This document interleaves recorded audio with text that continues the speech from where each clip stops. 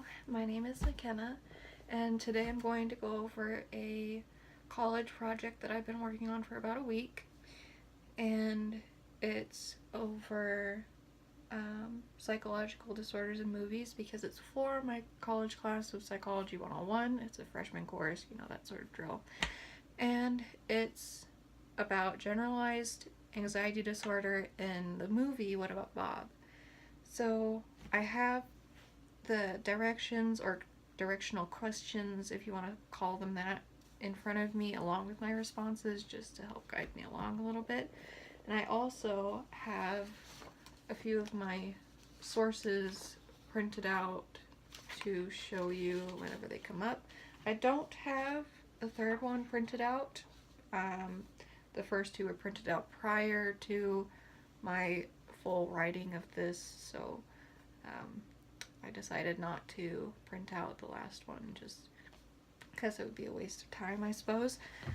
Anyway, so the first question that I'll be addressing is, what psychological disorder was illustrated in this film? Did the person meet the criteria for abnormal in this portrayal, or what it's referring to as abnormal behavior, which is defined in psychology as like disturbing, distressing, maladaptive, and that sort of a thing. But my viewpoint on the first part of this question, I guess, is that there were multiple mental illnesses portrayed in the film. And the reason I say that is because Bob Wiley, the main character, illustrated mental illness, but so did his doctor, Mr. Leo. I don't remember what his last name is, but it's okay. So here's what I had to say about it in written format. The main character, Bob Wiley, did meet the criteria for abnormal behavior, and this is addressing the second part of the question. In the movie, he was disturbing, which is defined by exhibiting socially unacceptable behavior. There we go. I can speak. And he was distressing, which means that his emotions hindered his level of functioning. So, say that you're extremely, extremely anxious about something, and that makes you not be able to take like a test, and you ask the teacher to leave. That would be distressing because your emotional state is hindering you from taking something that you need to take, like a test. So, another thing is that he's maladaptive, which means that he can't deal with his surroundings. This, like, a good example of this in the movie is from whenever he is in New York City. Like, he goes out into the city and he's like completely refined to his little bubble. He's talking to himself. He's kind of panicking, but he's trying to cope with it for the sake of trying not to be socially unacceptable, which he ends up being anyway, because he can't handle being around all these strangers and all these different people whenever he has confined his entire life to one apartment space. And that's how I think he's maladaptive. Another thing is that he defeats himself mentally and he exhibits distorted thoughts. Like whenever he's in his first appointment with Dr. Leo, he thinks that if he fakes having different mental illnesses that he won't have them, which is a completely unrealistic idea, especially whenever it comes to mental illnesses, because it's not like you can magically not have them by faking having them. I don't know, it's kind of a estranged idea. Anyway, so the second question for this project is, what symptoms of mental illness did you see in the movie? After considering typical symptoms and behaviors for this disorder, determine the extent of which you believe this was a realistic portrayal of the disorder.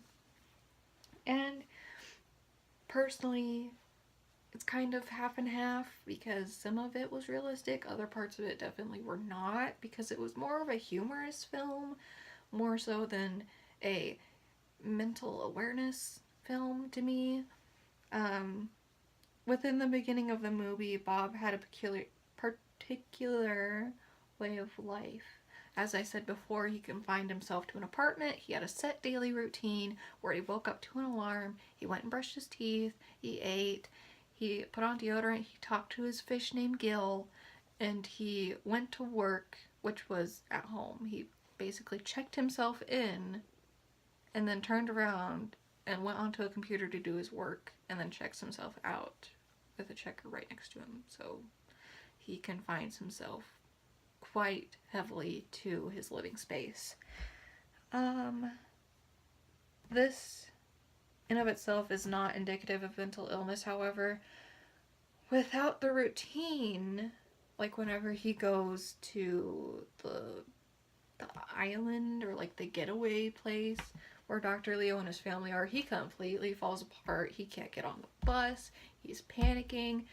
And in the end, the people actually cheer whenever he gets off the bus because he's been so stressed about it the entire time, which I find kind of funny, but it also kind of indicates how much he was panicking. So, this extreme anxiety and despair toward going outside and interacting with other people was the first indication to me, not to a credited source, but to me, that Bob has a mental illness. However, it states, and I don't have this source printed out, but I don't think I have it printed out anyway. I'm not entirely sure. I don't think I do. But it says in the Comprehensive Handbook of Personality and Psychopathology, excuse me, I can't read, in the chapter named Generalized Anxiety Disorder, that generalized anxiety disorder, GAD, has often been described as the basic, quote-unquote, anxiety disorder.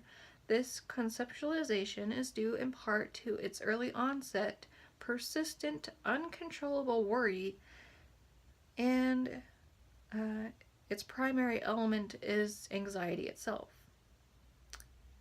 Individuals with GAD are resistant to change, and they worry excessively about diverse subjects without a persistent focus on any one thing. Individuals with GAD generally view the world as a dangerous place, and in order to avoid possible danger, they feel it is necessary to constantly scan their surroundings. This trait, this attribute, this sort of knack or thing is portrayed in the movie because Bob constantly examines his surroundings in a lot of different parts of the film. Like whenever he was in New York City, whenever he went to the island, whenever he was left on the road, he was constantly looking around. He was constantly trying to like see where's the danger. Like at one part of the movie, he was left on the road at night and he hears an owl and he's completely terrified because he thinks that the owl is an oncoming danger, which kind of alludes to GAD.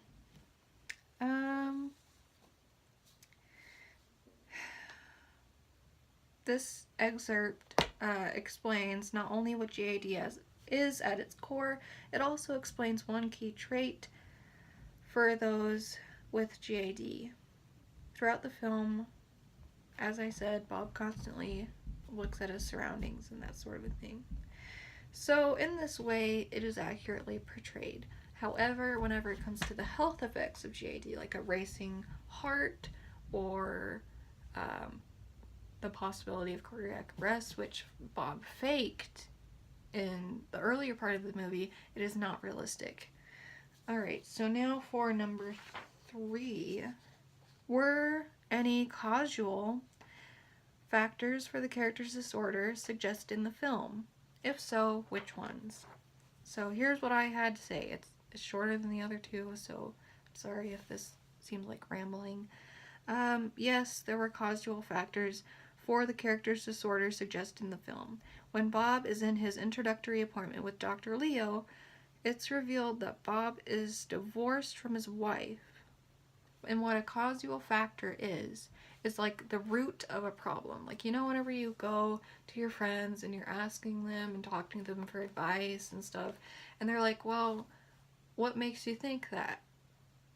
then they're trying to get to the causal factor of your problem. They're trying to get to the root of the problem, so to speak. And so one of the roots to his problems is that he's divorced, because divorce can be a very emotionally stressful situation, or so I've read from our textbook. And that therefore reinforced his hermit-like solitude at home, which in return could be a root cause for his germophobia and his extreme social anxiety. Another causal factor is how he's been going to multiple psychiatrists for a number of years. Because Bob felt none of their treatments were fully working, he never really got any better and could have actually gotten worse. So what I'm trying to say there is basically that he went to multiple doctors, he went to multiple people, and yet with every single one of them, he didn't feel like anything was working. He only felt like he was the same, or in reality, he could have been getting worse. So that could also be a causal factor, because going to different psychiatrists could be a route to a problem, since it's not addressed due to you having to go to multiple people. Now for number 4, what types of treatment, if any, did the person in the film receive? Provide specific examples.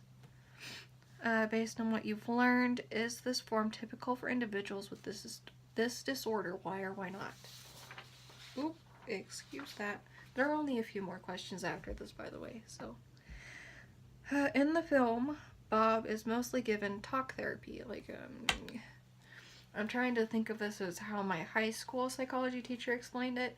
So talk therapy is a very, very common type of therapy. It's where the doctor basically asks you to explain what you're talking about. Like, you could be talking about, so this person made me feel anxious. Well, define anxious.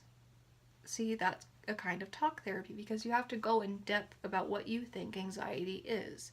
You don't just address a topic and then move on right afterward like you would with a normal friend, I suppose. Even though that also could be a form of talk therapy. They're separated from the other characters in at least 2 different scenes, of which Dr. Leo talks to Bob and wants him to describe his problems.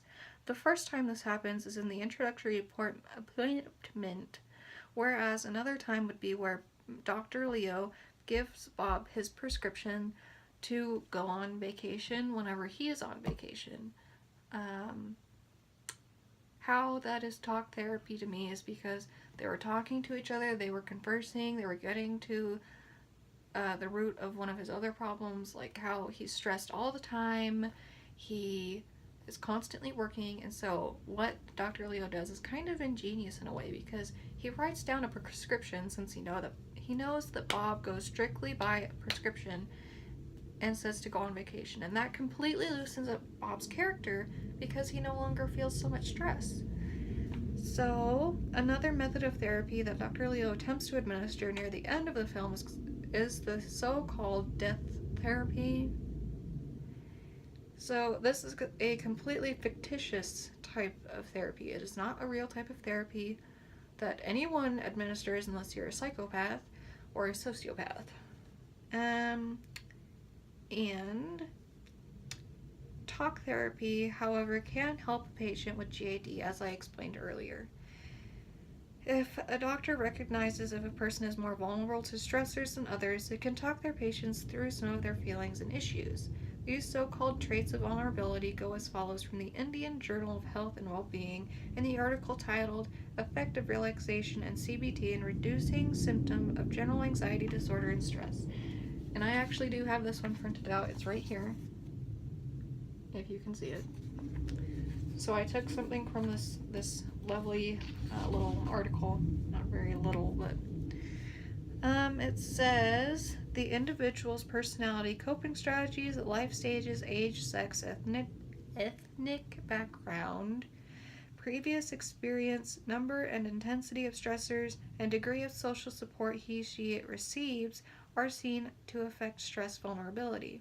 It is by those traits that talk therapy can establish a relationship which therefore, can help the patient open up about their stressors, which can lead to a discussion as to how they can deal with the problems, like how Bob was given the book Baby Steps by Dr. Leo, which helped him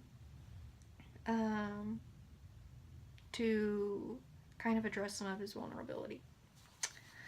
Now, we're on the last page, people. So, now for number 5. What impact did the person's disorder have on others in his or her life? Do you think the impact was realistically portrayed? Why or why not? So, what I said is that the impact of Bob's mental illness on his life was quite severe before he was put into Dr. Leo's care. And I've explained that through the entirety of this video, the examples of, like, whenever he was in New York City, whenever he went to the island or wherever their vacation was, or whenever he just went out into society in general, like whenever he goes on a bus, he's like completely just shattered by having to be in a social situation. So Bob was a shut-in who was petrified of going outside beyond his apartment. This means that he had no other option than to work from home, which is extremely limiting in of itself. Bob was also limiting his social interactions to a goldfish named Gil in the process of remaining in his safe zone. His only social interaction was with a goldfish. Not even a dog, not even a cat. It was a goldfish named Gil. I mean, it was a nice goldfish, but that's not very healthy. It isn't a very healthy activity to do, even though pets are partially meant to bring comfort to their guardians. By secluding himself to the degree that he did, Bob was also increasing his risk of developing a personality disorder. Within the book, New Perspectives on Generalized Anxiety Disorder, in Chapter 8 named Personality Features and Anxiety, it states, the prevalence rates of personality disorders in patients with anxiety disorders are elevated 47% in panic disorders with agoraphobia and generalized anxiety disorder, and 48% in those with social phobia. So by helping his own habits, Bob very well could have been causing some of the developmental disorders that he had, so to speak. And I also have that source printed out, and it's right here. If you can see it, possibly not, I don't know. Okay, now on to number 6, and then the last question, number 7. So, number 6. After viewing the movie, what do you think it would be like to live with this mental illness? So, as a person with mental illnesses, I kind of can envision what it would be like to live with GAD, even though I don't personally have it. But this is my response. This is my second time watching What About Bob, and this is because of my high school psychology class where I was first introduced to the movie. But this is my first time thinking about what it would be like to live with his disorders. Since I have dealt with my own mental health issues, I believe that with the right help I would be able to get through having GAD and other phobias. It would take time, as dealing with my other problems have, but by learning to cope with them in my own way and listening to the guidance of my doctors, I think I would be able to live with it. And that's just how I feel. I feel like if I am able to receive help and I'm able to figure out what to do on my own, then I can probably deal with it. And if it's so extreme that I can't, then that just means I need all the more help. Now on to number 7, the final question. What was your overall reaction to the movie and how mental illnesses was portrayed? So the movie itself was very funny and entertaining. Like, there were a lot of good jokes, there were a lot of good moments that were very funny, even though I kind of resent Dr. Leo just a little bit. And I believe that the portrayal of mental illness in the movie wasn't too far-fetched. The physical ailments were a bit off, but the attempt to portray a mental illness wasn't too horrendous. Like, sometimes it was a bit extreme, but there are always extremes in mental illness. And so, whenever Bob was faking having Tourette's syndrome, I think that was a bit much. But as for his reclusiveness and his phobias, I found the acting somewhat accurate to reality. Now then, this is my works cited page that I may be able to put in the description. And that is all that I have for you. So, thank you for listening. Thank you for letting me be in this class. If anyone in my class is watching, not talking, but watching this. And that's all I have for you. Bye, guys.